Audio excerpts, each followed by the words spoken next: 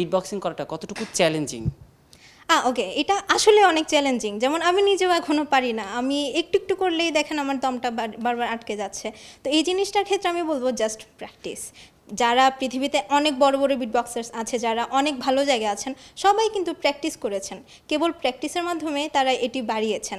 কেউ কেউ গান করেন, কেউ কেউ আবার বিভিন্ন রকম ব্রেথ টেকিং, বিভিন্ন রকম চ্যালেঞ্জেস তারা ঘরের মধ্যে করেন বা রেওয়াজ করেন।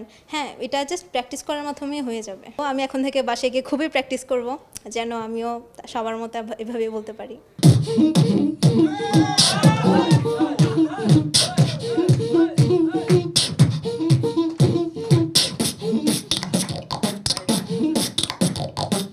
এটা একটা শিল্প, এই শিল্পের সাথে পরিচিত হওয়া অবশ্যই দরকারি, অবশ্যই জরুরি। বিভিন্ন সময়ের ধাপে ধাপে বিভিন্ন নতুনত্ব চলে আসে। এই বিট বক্সিংটা বাইরের দেশে ছিল, আছে, আমরা অনেক আগেই দেখেছি, কিন্তু সেটা আমাদের দেশে এই পর্যন্ত এগিয়ে আসবে এত তাড়াতাড়ি এটা আমরা ভাবতে পারিনি। সেক্ষেত্রে আমাদের দেশে এসে অনেক দূর এগিয়ে গিয়েছে। আমি দেখেছি উপস্থিত চিটগংয়ের অনেক জায়গা থেকে ছেলেমেয়েরা এসে প্রতিযোগিতায় অংশগ্রহণ করলো, সেটা আমার কাছে অনেক ভালো লেগেছে। আমি গার্ডিয়ানদের উদ্দেশ্যে বলবো, আপনারা ছেলেমেয়েদেরকে ভিন্ন খাতের একটা শিল্পের দিকে এগিয়ে দেওয়ার জন্য বাচ্চাদেরকে উদ্বুদ্ধ করবেন, উৎসাহিত করবেন।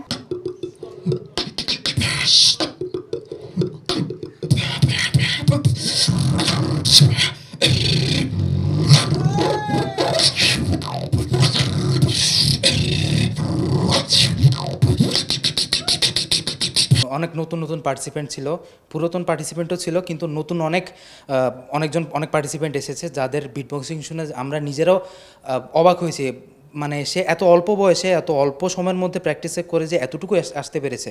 আর প্রতিবার বিট বক্সিং এরকম যে ইভেন্টগুলোতে নতুন নতুন মানুষের সাথে পরিচয় হয়, তারা আমাদের কাছ থেকে অনেক অ্যাডভাইস নেয় কীভাবে কী করা যায় ওভাবে। আর এভাবে অনেকের সাথে পরিচয় হয়েছে এবং আজকের ইভেন্টটা খুবই সাকসেসফুল হয়েছে।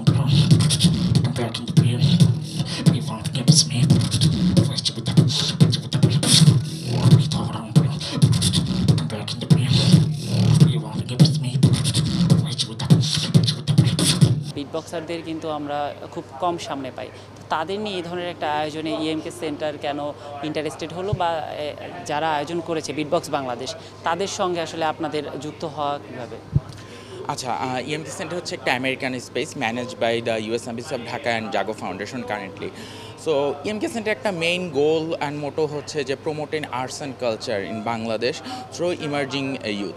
সো বিটবক্স হচ্ছে একটা আর্ট ফর্ম যেটা হচ্ছে ইউএসএতে হচ্ছে অরিজিনটা শুরু হয়েছে, এবং বাংলাদেশে বিটবক্স বাংলাদেশে প্রথম দিকে শুরু করছিল 2014 সালের দিকে।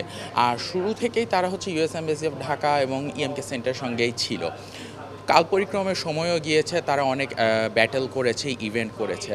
এই বছরে যখন আবার প্রায় একটা লম্বা গ্যাপ, 4 বছরের গ্যাপ দিয়ে যখন তারা আবার শুরু করতে যাচ্ছে, তখন আমরা ওয়েলকাম করেছি যে যেহেতু ইএমকে সেন্টার এখন ধানমন্ডি থেকে গুলশানের নতুন স্পেস এবং আর একটু বড়, সকলের কাছে গ্রহণযোগ্যতা পাচ্ছে, তা আমরা চেষ্টা করেছি যে এখন যে নতুন বিটবক্সার এসেছে, যেমন আজকে দুজন ফিমেল বিটবক্সার ছিল, তারা পারফর্ম করেছে, এদেরকে দেখে মানুষজন যাতে আরও ইন্টারেস্টেড হয়, শিখে এবং জানে, এবং বিটবক্সিং প্লাস হচ্ছে ইউএসের যে কালচারটা প্লাস বাংলাদেশের কালচারটা, দুইটার যে কালচারাল যে ডিপ্লোম্যাটিক রিলেশন, এটা যাতে আর একটু উন্নত হয়, ভালো হয় এবং সবাই যাতে নিতে পারে, এটার কারণে হচ্ছে ইএমকে প্রথম থেকে এখন পর্যন্ত বিটবক্সিংয়ের সাথে আছে।